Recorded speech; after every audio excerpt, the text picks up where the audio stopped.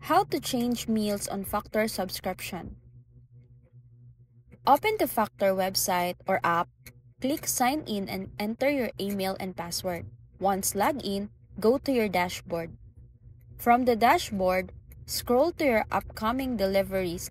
You'll see your next few weeks of meals listed. Click Edit on the week you want to customize. Step 3. You'll see your current meal selections.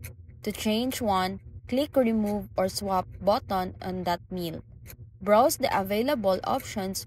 Use filters like Keto, Calorie Smart, Vegan, or etc. Click Add on the meals you want instead. Step 4.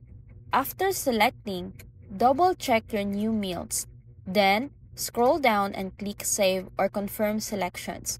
You'll get a confirmation message once it's locked in. Step 5. You must make changes before the weekly cutoff, usually Wednesday at 11:59 p.m. CT. After that, meals are locked and billed.